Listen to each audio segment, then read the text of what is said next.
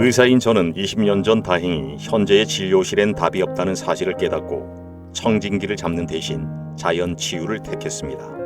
이후 연례 행사였다시피 한 감기, 만성 축농증과 중이염 재발은 없어졌습니다. 고등학교 몸매로 날씬해지고 3개월에 17kg을 감량했습니다.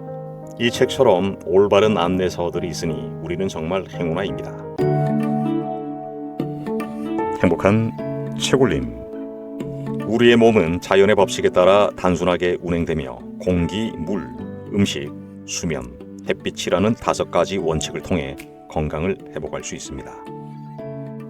오늘 소개해드릴 책은 허비 다이아몬드 박사의 자연치유불변의 법칙입니다. 이 책은 자연치유법을 통해 건강을 회복한 사람들의 이야기로 가득합니다. 다이아몬드 박사는 어릴 때부터 다양한 질병에 시달렸고 20대에는 비만이었으며 아버지가 위암으로 돌아가시는 것을 보고 서양 의학에 대한 회의를 느꼈습니다. 그는 자연위생학을 연구하여 몸속의 독소를 제거하면 비만과 질병이 사라진다는 원리를 발견했습니다. 그리고 허비 다이아몬드 박사의 아내 메릴린 역시 그와 만나기 전에는 각종 수술과 투약으로 육체적 정신적으로 난파 상태와 같았습니다. 그러나 박사의 자연치유법을 통해 건강을 회복하고 자연분만으로 아이를 낳을 정도로 건강체가 되었습니다. 이는 자연치유법의 강력한 효과를 보여주는 대표적인 사례입니다. 이 책에는 5가지 핵심 메시지를 강조하고 있습니다. 첫째, 독소를 제거하면 비만과 질병은 사라진다. 둘째, 3대 주기에 당신을 맞추어라. 셋째, 수분이 많은 음식을 먹어라. 그리고 4번째, 아무 음식이나 섞어 먹지 말아라. 5번째, 살아있는 음식을 먹으라입니다. 그럼 책 내용을 함께 살펴보도록 하겠습니다. 독소를 제거하면 비만과 질병은 사라진다. 몸의 내부를 깨끗이 청소하면 비만과 질병은 절대 존재하지 않는다고 나는 강력하게 주장한다. 우리 몸은 다른 모든 것과 마찬가지로 더럽혀질 수 있다. 자동차의 내부 부품들에 기름때가 끼면 깨끗이 제거될 때까지 제대로 작동되지 않는다. 우리 몸도 마찬가지다. 우리 몸속에 노폐물이 있으면 제대로 작동할 수 없다. 어떤 사람은 그 노폐물을 제거하는 습관을 가졌지만 어떤 사람은 그것을 무시하면서 살아간다. 무시하면 어떻게 될까? 노폐물은 점점 더 쌓이게 되는데 이것은 100km로 달리는 트럭 앞으로 뛰어드는 것만큼 위험해진다. 그렇다면 우리 몸의 기능이 떨어지는 이유는 무엇일까? 바로 독혈증. 독혈증이 그 원인이다. 독혈증은 음식을 섭취하고 그 중에서 우리 몸에 유용한 것을 취한 다음 신체에서 나머지를 제거하는 모든 과정에서 발생한다. 우리가 음식을 먹으면 그 영양분을 흡수한 후 체내에 노폐물을 내보내는 신진대사가 일어나는데 몸에서 노폐물을 제거하는 속도보다 노폐물이 쌓이는 속도가 더 빠르면 몸에 독혈증이 생긴다. 이 독성이 강해질수록 살은 더 찌고 몸은 더 아프게 된다. 우리 몸에는 100조 개의 세포가 있다. 이 세포 중에서 매일 300에서 800억 개의 세포가 사망한다. 이 세포의 시체들은 몸에 쌓인다. 따라서 우리는 이 세포들을 제거해야 한다. 왜 그럴까? 죽은 세포는 우리 몸속에서 더 이상 필요하지도 않을 뿐더러 독성이 강하기 때문이다. 독혈증이란 단어도 독성에서 유래한 말이다. 사용이 끝난 세포는 죽는다. 죽은 세포가 제거되는 속도보다 쌓이는 속도가 빠르면 우리 몸이 유독물질로 오염되어 장기들이 망가지기 시작한다. 세포의 시체만 독성물질을 발생시키는 것이 아니다. 우리 몸에 해로운 독소를 발생시키는 또 다른 원인이 있는데 무엇일까? 그렇다. 바로 음식이다. 우리 모두가 아끼고 사랑에 맞지 않는 오랜 친구 음식 말이다. 미국을 비롯한 선진국에서 섭취하는 가공식품의 양은 상상을 초월한다. 소장과 대장에서 쓸모없는 노폐물과 유독한 첨가제가 흡수된 다음 신속히 배출되지 않으면 이 독성 물질들은 서서히 축적된다. 세포의 시체, 소화된 후의 음식물 찌꺼기, 그리고 가공식품의 첨가제들이 만들어내는 독성의 잔여물이 독혈증을 유발하는 원인이다. 우리 몸이 깨끗한 상태를 유지하려면 이 독성 노폐물이 없어야 한다. 비만과 질병 없이 장수하려면 자신의 몸속에 독성 물질이 얼마나 되는지 파악하고 이를 최소화해야 한다. 1920년대 초 독혈증을 발견한 존 틸든 박사는 자신의 대표 저서인 독혈증 설명서에서 최초로 연구 결과를 발표했다. 틸든 박사는 약물을 이용한 치료법의 한계를 느끼고 자연위생학으로 전환한 의사였다. 그는 자연위생학의 원칙을 응용하여 환자들을 치료함으로써 성공을 거두었고 결과적으로 자연위생학의 우수성과 가치를 입증할 수 있었다. 그는 인류가 고통받고 있는 각종 질병에서 독혈증이 어떤 역할을 하는지 설명했다. 그는 다음과 같이 결론을 내렸다. 우리가 흔히 질병이라고 부르는 것은 모두 독혈증이 원인입니다. 질병에서 보여지는 각종 증상은 사실 우리 몸이 독소를 제거하기 위해 발버둥치는 현상일 뿐입니다. 그는 벌써 100년 전에 진실을 발견했다. 그러니까 복통이란 우리 몸이 뱃속에서 가잉 독소를 배출하기 위해 발버둥치는 현상이라는 말이다. 두통이란 우리 몸이 머리에서 가잉 독소를 배출하기 위해 발버둥치는 현상이란 말이다. 노폐물의 제거에 사용되는 신체 부위에 따라 각각의 질병은 다른 이름으로 불린다. 그래서 수많은 질병이 있는 것처럼 보인다. 질병의 숫자만 해도 무려 4만 개다. 하지만 대부분의 질병은 서로 다른 종류의 독혈증이라고 할 수 있다. 이것이 핵심이다. 다이어트 불변의 법칙 원리에 따라 음식 습관을 가지게 되면 다음 3가지 중요한 목표를 달성할 수 있다. 첫째, 식사 시간이 즐거워진다. 독단적이고 지속 가능하지 않은 식이요법을 따르지 않아도 된다. 당신은 맛있게 음식을 즐기기만 하면 된다. 둘째, 몸속에 유독한 음식 잔류물이 최소화된다. 셋째, 몸에 쌓인 유독성 노폐물이 지속적으로 몸에서 배출된다. 이 원리는 응용하기 매우 쉽고 거의 즉시 효과를 볼 수 있다.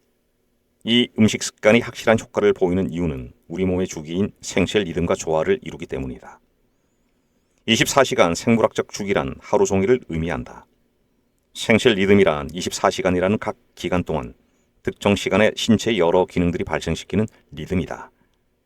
이러한 리듬이 존재한다는 사실은 그 누구도 반박하지 못한다. 이에 관해 지금까지 수백 가지 연구가 실시된 바 있다.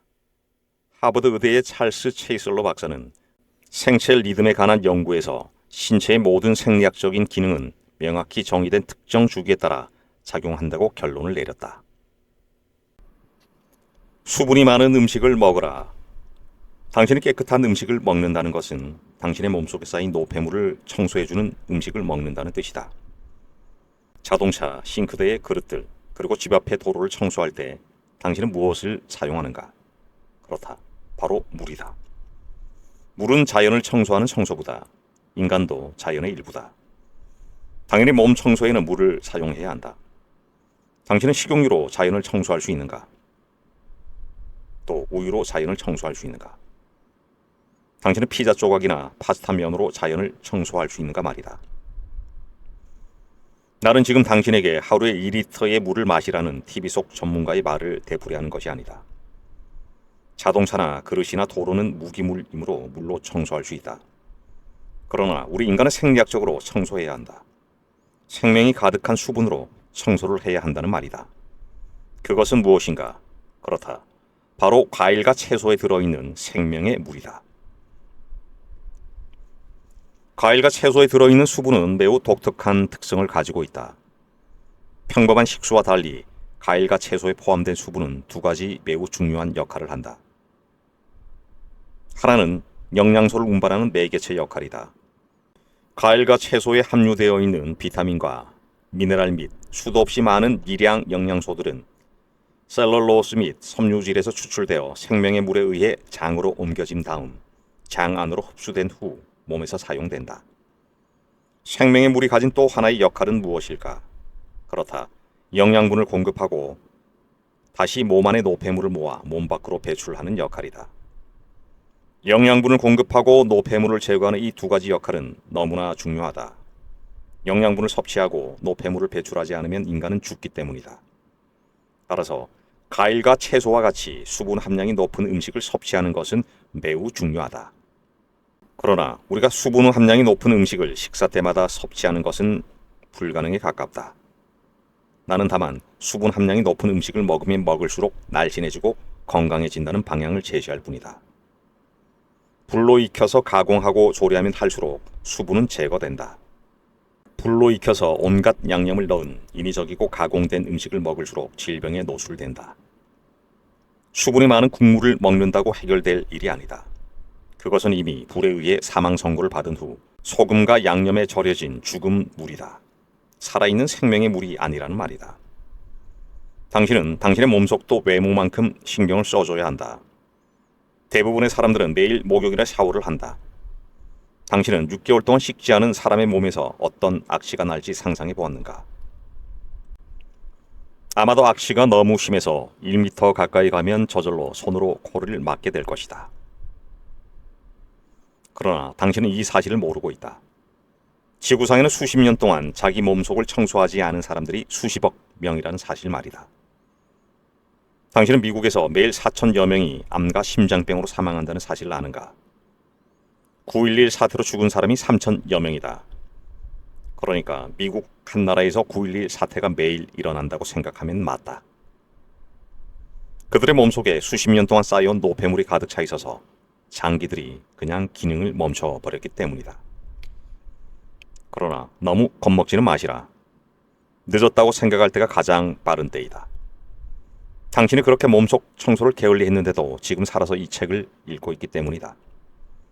당신은 기회만 있으면 자체적으로 정화되고 복구되고 유지되는 몸의 자연 치유력으로 지금 살아있다. 나는 이 책을 통해서 몸속을 청소하는 방법에 대해 설명할 것이다. 그 중에서 가장 중요한 것은 수분 함량이 높은 음식, 즉 생명의 물이 가득한 신선한 과일과 채소를 계속해서 섭취하는 것이다. 당신이 지금 비만과 질병으로 고통을 받고 있다면 돈을 위해 당신의 주머니를 터는 상업적인 방법을 피하시고 신과 자연이 명령한 그 방법을 따라보시라. 살아있는 음식을 먹으라. 제목을 읽자마자 이런 생각이 들지도 모른다. 살아있는 음식을 먹으라니 음식도 죽은 것이 있고 산 것이 있다는 말인가? 그렇다. 지금 그것을 땅에 심어서 나중에 되살아나면 그것이 살아있는 음식이다. 나는 지금 과일을 말하고 있다. 우린 인간의 소화기관을 이해해야 한다. 우리 몸은 과일을 가장 효과적이고 효율적으로 활용할 수 있도록 설계되어 있다. 앞에서 음식 조합의 원리에서 설명했듯이 음식물은 위장에서 약 3시간 동안 머물러야 한다. 그러나 예외가 하나 있다. 바로 과일이다. 과일은 위장에서 소화할 필요가 없는 지구상의 유일한 음식이다. 과일에는 자체적으로 효소, 즉 소화 효소가 함유되어 있어서 완전히 익은 과일은 사실상 이미 소화된 상태이기 때문에 위장 안에서 약 20-30분만 머무르다가 소장으로 전달된다. 그리고 소장에서 영양분을 흡수하여 우리 몸에서 활용되는 것이다. 이것은 과일과 영장류와의 계약관계를 증명하는 원리다. 무슨 말인가 하면 과일은 자신의 맛있는 살점을 인간을 비롯한 영장류에게 내어주는 대신 자신의 자손, 즉 씨앗들을 널리 퍼뜨려 달라고 간청했다. 그 씨앗이 붕으로부터 분가하는 때는 언제인가? 그렇다. 과일이 맛있게 익어 향이 널리 퍼지고 가육이 부드러워질 때이다. 이것은 마치 벌과 꽃의 관계와 같아. 벌이 꽃의 꿀을 먹는 대신 꽃의 유전자를 다른 꽃의 유전자에 연결시키는 관계 말이다. 과일에는 인간의 생명 유지에 필요한 최적의 영양소가 들어있다는 사실을 기억하시라. 즉, 에너지를 위한 탄수화물의 포도당이 들어있다. 또한 단백질 생산을 위한 비타민, 무기질, 지방산 및 아미노산 등이 들어있다. 바로 이 때문에 내가 최적의 영양소라는 말을 사용한 것이다. 이러한 최적의 영양소를 우리 몸이 사용하려면 2가지 필수 전제 조건이 충족되어야 한다. 첫째, 과일은 매우 섬세한 성질이 있기 때문에 신선하게 익은 상태에서만 섭취해야 한다. 과일이나 과일즙은 오직 신선한 상태에 살아있는 것만이 우리 몸에 적합하다. 통조림이나 조리된 과일이나 저온 살균 주스, 농축액으로 만든 주스 등은 위장에서 발효된 후 산성으로 변하여 체내에서 독성을 발생시킨다. 반면에 신선한 과일과 과일즙은 몸속의 유독한 찌꺼기를 정화하는 데 결정적 도움이 된다. 둘째, 우리 몸에서 원하는 대로 위장에서 과일을 빨리 통과시키려면 아무것도 먹지 않은 상태에서 빈속에 과일만 섭취해야 한다. 다른 음식과 함께 섞어서 먹지 말아야 한다는 말이다. 또 다른 음식을 먹은 직후에 섭취해서도 안 된다. 사실 과일을 다른 음식과 함께 먹거나 디저트로 먹는 간습적인 습관이 문제였다. 우리가 과일을 먹으면 살이 찌고 산이 생성되고 칼로리가 높아지고 서열당에 방해가 된다고 잘못 알려진 것도 바로 이런 이유 때문이다. 과일이 소화가 더딘 다른 음식과 함께 위장에 남아있으면 빠르게 발효되어 위장 속 다른 음식의 소화를 방해한다. 이런 상황에서 과일이 부정적인 영향을 일으키는 것은 당연하다. 그러나 제대로 먹기만 한다면, 즉 빈속에 단독으로 먹을 경우 신선한 과일과 과일즙은 건강에 매우 긍정적인 영향을 준다. 당신이 직접 실험해 보시라. 첫째, 먼저 빈속의 과일만으로 식사를 해보시라. 둘째, 그 다음 식사 때 먼저 과일을 먹은 다음 20-30분 후에 일반식을 해보시라. 셋째, 마지막으로 식사를 마치자마자 과일을 먹어보시라. 그리고 뱃속에서 어떤 차이가 있는지 살펴보시라. 첫째, 둘째, 세 번째 순으로 속이 편안하다는 사실을 바로 느낄 수 있다. 아직 다이어트 불변의 법칙을 읽지 않았다면 단도직입적으로 다음과 같은 사실을 공개하겠다. 아침 식사를 강조하는 음식 습관은 지구상에 존재하는 가장 건강에 치명적인 음식 습관 중 하나라는 사실 말이다. 당신은 건강을 위해서 아침 식사를 반드시 해야 한다고 귀에 못이 박히도록 들어왔을 것이다. 나도 그랬다.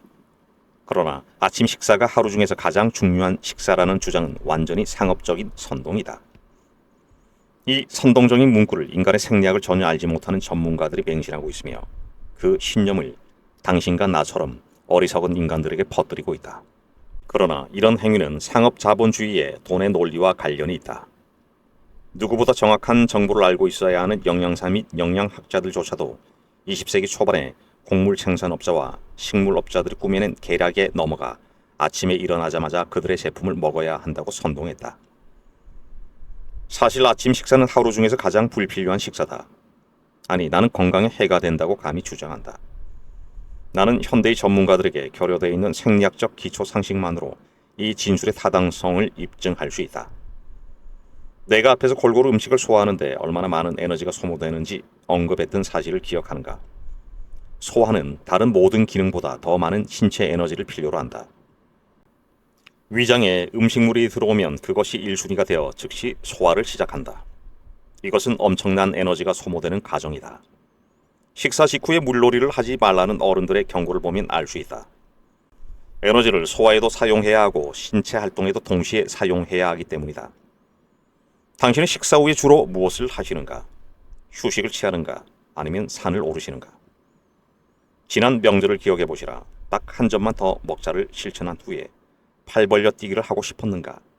아니면 소파와 한 몸이 되고 싶었는가? 아침에는 하루 어느 때보다도 더 많은 에너지가 필요하다.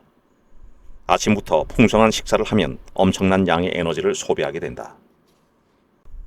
이것은 모든 미국인들이 즐기는 커피 브레이크와 관련이 있다. 음식 조합의 원리를 따르지 않고 거하게 아침 식사를 하면 우리 몸에서 많은 음식을 처리하느라 엄청난 에너지를 써버린다. 그러면 자연히 기력 회복을 위해 커피를 찾게 되는 것이다. 여기에서 더 비극적인 사실은 아침밥을 소화시키는 데 사용되는 에너지가 바로 배출 주기에 필요한 에너지라는 사실이다. 독소를 제거해야 할 에너지가 위장에서 쓰이는 바람에 가장 중요한 일일 배출 주기가 심각한 타격을 입게 된다. 게다가 이런 현상이 매일 반복되면 이 중요한 주기가 제 역할을 할 시간이 완전히 없어진다. 이제 살이 찌고 질병에 걸리는 일만 남은 것이다. 이렇게 규칙적으로 배출 주기가 방해를 받으면 비만과 질병은 가속화된다. 과일을 드시라. 과일은 사실상 소화 에너지가 거의 필요 없는 유일한 음식이다. 아침에 먹으면 완벽한 음식이다. 아니, 아침에 먹어야 하는 유일한 음식이다. 배출 주기를 통해 몸속을 제대로 청소하고 싶다면 다른 무엇보다도 아침에 일어났을 때부터 낮 12시까지 신선한 과일과 신선한 과일즙을 섭취하는 습관을 길러야 한다. 다른 음식을 썩지 말고 단독으로 먹어야 한다. 일반식을 하면 그 음식이 모두 위에 남아서 배출 주기를 방해하기 때문이다. 물론 가끔씩 이 방법을 따르지 않는다고 해서 당장 큰 사고가 나는 것은 아니다. 그러나 암세포가 만들어지는데 10년이 걸린다는 사실을 당신은 알아야 한다. 현재 당신의 비만과 질병은 10년 전에 이미 만들어지기 시작했다는 말이다. 아침에 과일을 먹는 날이 한 주에 2~3번밖에 안 된다고 해도 전혀 안 먹는 것보다는 훨씬 낫다. 직접 시도해 보시라. 계속해서 강조하지만 자기 자신이 직접 그 효과를 입증하는 것보다 정확한 것은 없다. 전문가들의 어렵고 현학적인 이론에 귀 기울이지 말고 한 주만 시도해보고 나아졌는지 확인하시라. 한 주만 시도하고 그 다음 주에는 안 해도 된다. 살이 빠지고 몸이 쾌적해졌다는 말을 하기 위해 전문가의 인증은 필요 없다. 어떤 것의 가치를 증명할 때 좋은 결과보다 더 나은 증거는 없다. 네, 오늘 책 내용은 여기까지 살펴보도록 하겠습니다. 다이아몬드 박사는 건강을 유지하고 회복하기 위해 전문가의 승인이 필요 없다는 논리로 자연치유법을 강력히 주장하고 있습니다. 그는 수천수만의 사람들이 그의 방법으로 살을 빼고 질병에서 벗어났다고 증명하며 자연 법칙에 따른 치유의 중요성을 강조하고 있습니다. 또 이 책의 마지막 장에는 독자들을 위한 2주 프로그램이 마련되어 있습니다. 이 프로그램을 그대로 실천해 보시면 비만과 질병에서 벗어나 새 삶을 찾을 수 있다고 강조하고 있습니다. 자연치유법을 통해 건강한 삶을 찾아보시기 바라겠습니다. 오늘도 함께 해 주셔서 고맙습니다. 평안하십시오.